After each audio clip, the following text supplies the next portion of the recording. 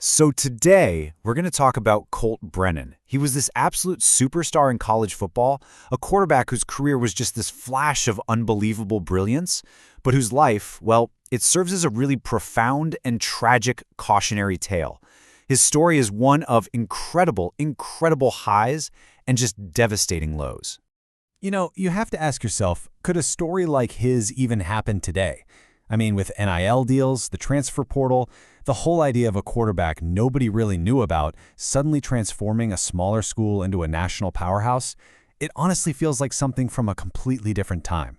See, to really get Colt Brennan, you have to understand the two completely different lives he was living. On the football field, he was pure magic, a record breaker, a Heisman finalist, just a winner.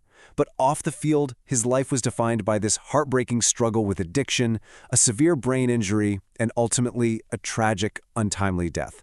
And his path to stardom was anything but a sure thing. We're not talking about a five-star recruit who was destined for greatness from day one. No, this was the story of an underdog who had to fight and scrap for every single opportunity he got. Think about this. In high school, he was the backup to Matt Leinart, who, went on to become a legend at USC and win the Heisman. To even get on the radar of bigger colleges, Colt had to go to a prep school for a whole extra year. That finally got him a spot at the University of Colorado. But his time in Boulder, it was over before it even really started. In 2004, he gets dismissed from the team after an arrest for an off-field incident. And just like that, at 21 years old, with barely any playing time under his belt, his football career looked like it was probably done.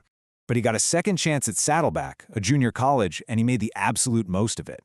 And it wasn't just that he played well, he completely turned his reputation around. His teammates, his coaches, even his professors were praising his character. He really became a leader and took the team to a conference championship. And that performance, well, it earned him one last shot at Division I football. And that brings us to the most iconic, the most legendary chapter of his entire life, his time as Hawaii's Island Warrior. Now get this, he wasn't some prized recruit. He joined the University of Hawaii as a walk-on, but he landed in the absolute perfect system for his skills, Coach June Jones's run-and-shoot offense. It was this high-octane, pass-heavy attack that was basically designed to let the quarterback just sling the ball all over the field. His 2006 season is where he became a legend.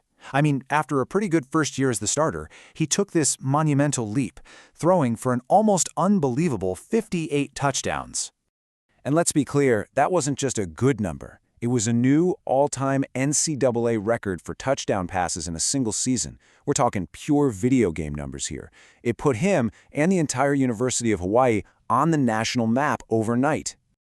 I mean, his performance completely transformed that team's identity.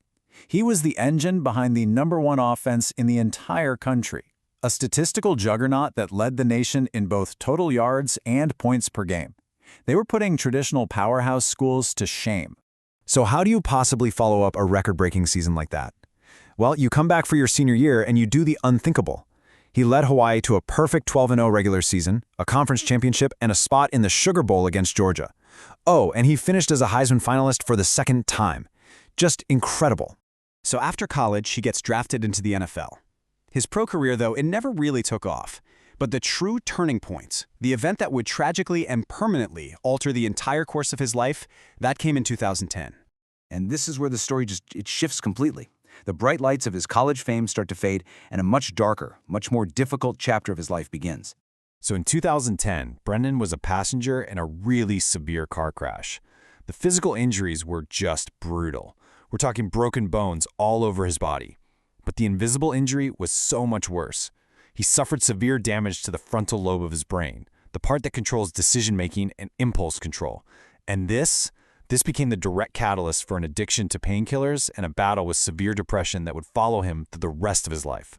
And as if that wasn't enough, doctors later discovered clear signs of CTE in his brain. That's a degenerative disease linked to repetitive head trauma from playing football. This lethal combination, the traumatic brain injury from the crash and the slow degenerative damage from CTE, it just created this perfect storm that crippled his ability to regulate his emotions and fight off his addictions. The people closest to him described this heartbreaking, never-ending cycle.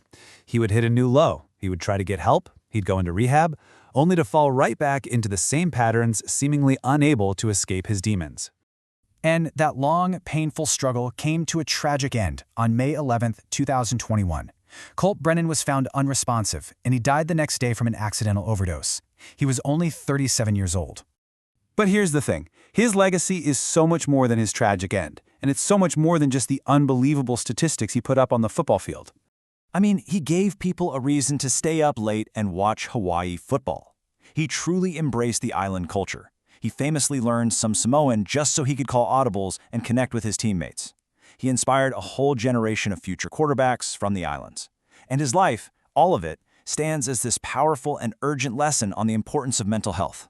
You know, he once spoke about this struggle, and he said something that now feels both so tragic and so deeply resonant. It's a reminder that even in the absolute darkest moments, help is out there, and holding on to hope is just essential. So in the end, we're left with a really difficult question, aren't we? How should a legend like Colt Brennan be remembered? Do we just focus on the record-breaking glory and the pure joy he brought to an entire state? Or do we focus on the painful struggle that ultimately took his life? Maybe his true legacy is the reminder that we have to remember all of it, the triumph and the tragedy, together.